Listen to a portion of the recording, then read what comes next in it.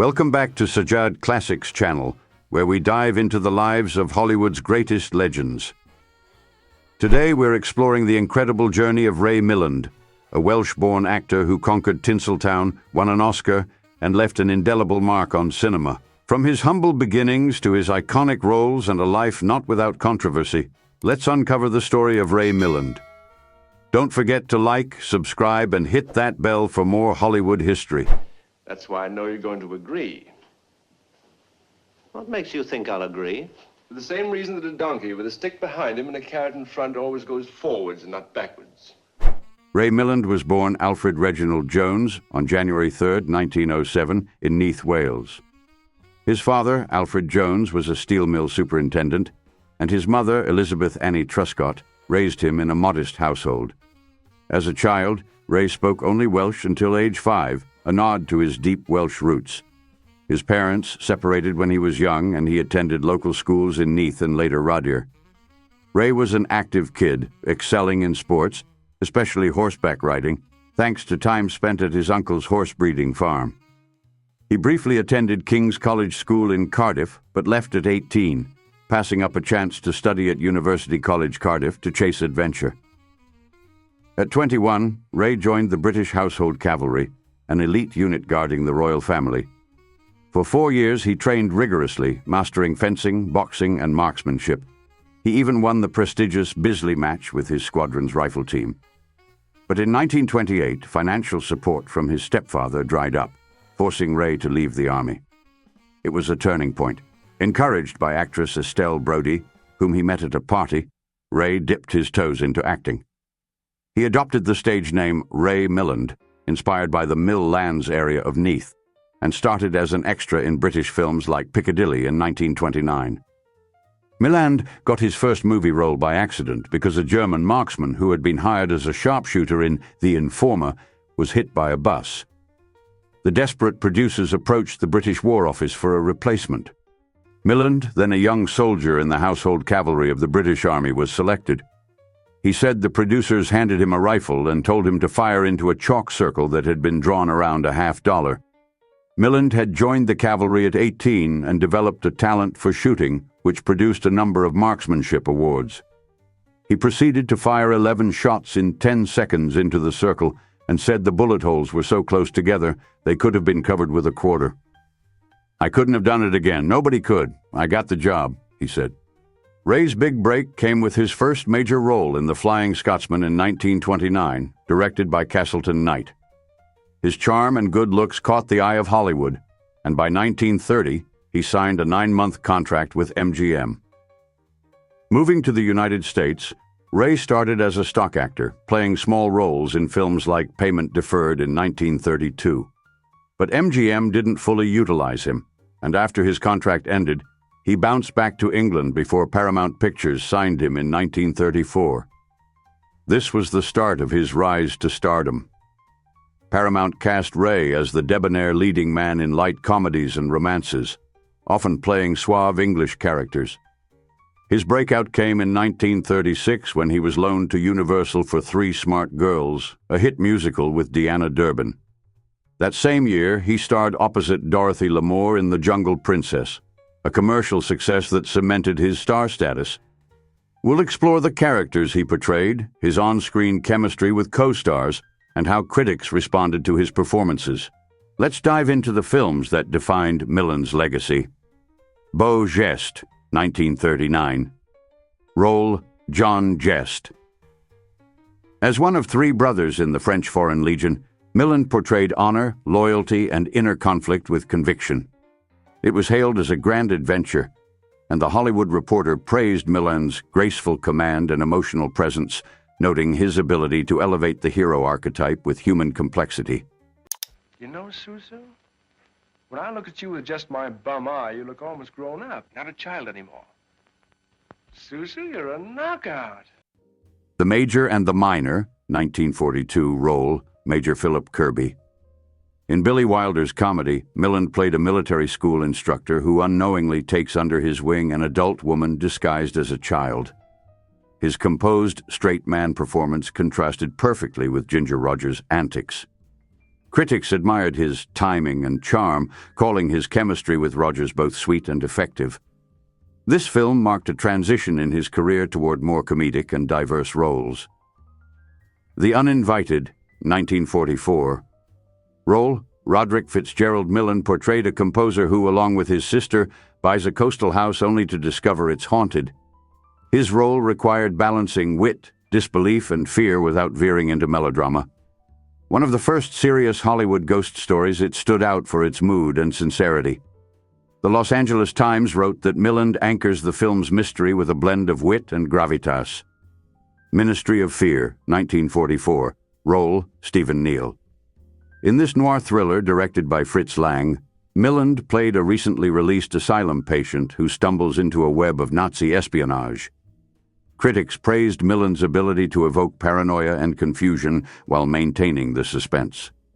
Noir fans regard his subtle descent into anxiety and fear as a standout aspect of the film. Suddenly I'm above the ordinary. I'm competent, supremely competent. I'm walking a tightrope over Niagara Falls. I'm one of the great ones. The Lost Weekend, 1945. Role: Don Burnham Milland delivered a raw and unforgettable performance as an alcoholic writer spiraling through a 4-day binge of self-destruction and delusion.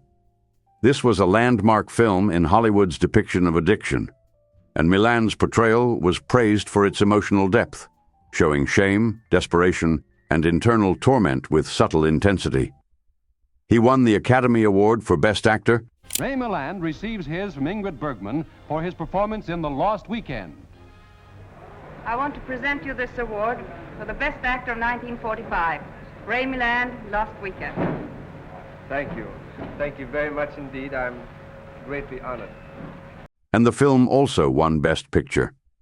Variety called it a brilliant study in human collapse, while the New York Times lauded Milland's astonishing command of emotional range. The Big Clock, 1948. Role: George Stroud. Milland portrayed a magazine editor who becomes ensnared in a murder investigation, only to discover he's being framed. The film was applauded for its tight narrative and mounting tension. Milland's performance, blending intelligence, urgency, and charm, was regarded as one of his most nuanced turns in a thriller. Mop happens every spring, 1949. Role: Professor Vernon K. Simpson. Milland took a comedic turn as a mild-mannered scientist who accidentally invents a substance that makes him a near-unhittable baseball pitcher. Critics enjoyed seeing him in a more light-hearted, physical role. The Chicago Tribune called his performance surprisingly delightful in its silliness and sincerity. Alias Nick Beale, 1949. Role: Nick Beale. In this supernatural noir, Milland played a devilish figure offering power in exchange for a man's soul. His portrayal was eerie and enigmatic, steering clear of theatrical villainy for a more restrained, chilling presence. Critics called it a performance dipped in ice and shadow, appreciating his underplayed menace and the film's brooding tone. That's fine coming from you, Mark.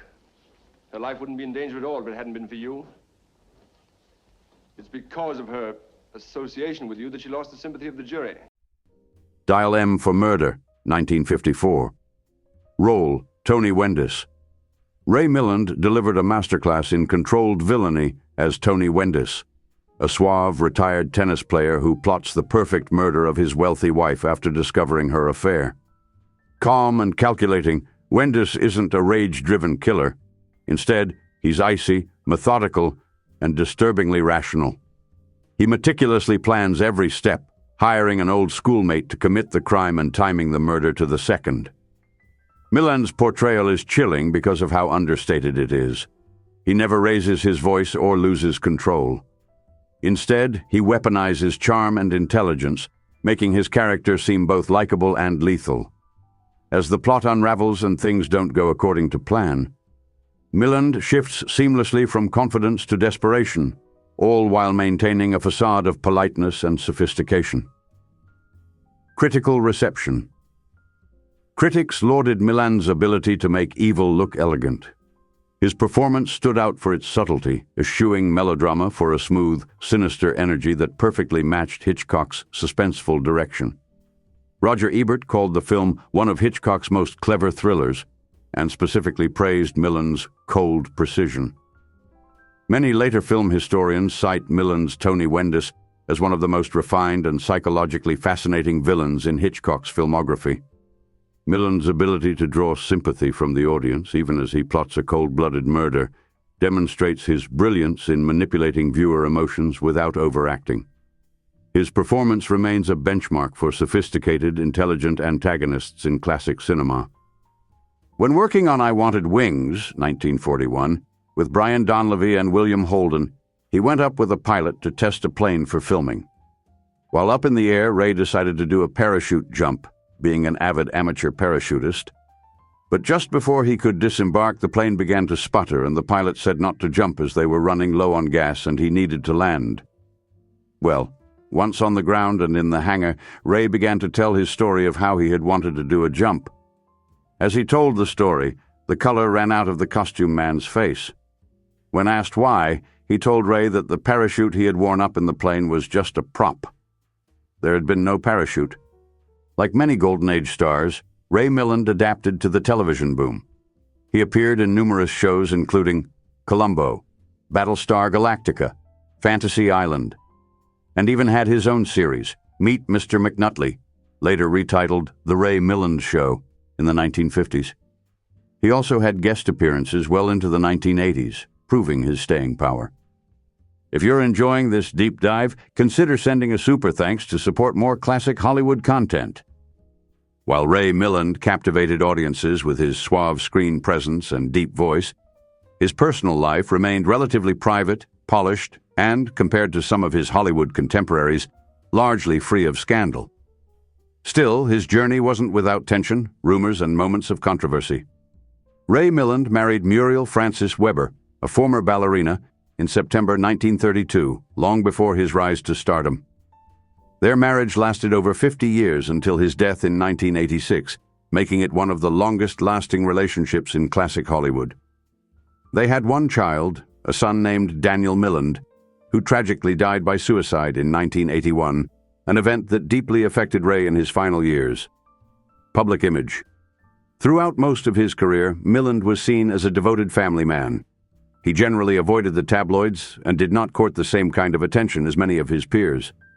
But that didn't mean his life was without complexity. Milland was known for being reserved and deeply private off-screen. He disliked interviews and rarely attended large Hollywood parties. He was a perfectionist on set, often clashing with directors if he felt a scene was underdeveloped or unrealistic. One biographer described him as having a chilly charm, warm and witty when comfortable, but easily irritated by incompetence or intrusion into his privacy. One of the most talked-about questions regarding Milland's personal life was whether his Oscar-winning portrayal of an alcoholic in The Lost Weekend was informed by personal experience. Though Milland never publicly admitted to being an alcoholic, several close associates said he struggled with drinking during the early to mid-1940s. During the production of The Lost Weekend, director Billy Wilder reportedly chose Milland because he believed the actor had seen the destructive power of addiction up close. Co-stars said Milland immersed himself so deeply in the role, it shook him emotionally, hinting at personal demons. There were whispers in the industry that Milland had used his own battles with alcohol to enhance his performance, a claim he always denied. However, his performance was so raw and real that it raised speculation for decades. Though not known for tabloid scandals, Milland did have a reputation for being difficult to work with at times. On the set of The Lost Weekend, he reportedly had heated arguments with Billy Wilder over the direction of certain scenes. He also refused roles from directors he didn't respect and turned down several projects if he didn't like the script. While Milland kept a clean public image, there were rumors of an affair with Grace Kelly during the filming of Dial M for Murder in 1953. However, both parties denied the rumors, and no solid evidence ever emerged. Still, this alleged romance briefly caused tension in his marriage, according to some biographies. In his final decades, Milland lived a quiet life in California.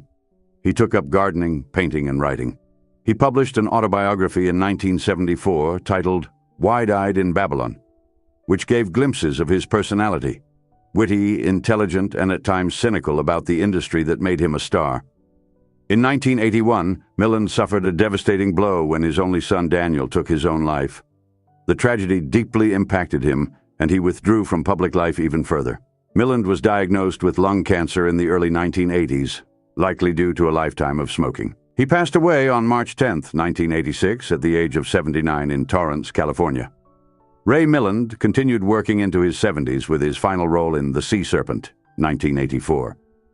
In his final years, he mostly lived a quiet life away from the spotlight. He was cremated, and his ashes were scattered in the Pacific Ocean. Ray Milland's journey from a Welsh cavalryman to an Oscar-winning Hollywood star is a testament to talent, resilience, and reinvention. Despite personal tragedies and whispers of scandal, he remained a class act, leaving behind a cinematic treasure trove for generations to enjoy. What's your favorite Ray Milland film? Let us know in the comments and subscribe for more stories of Hollywood's golden age. Thanks for watching, and we'll see you next time.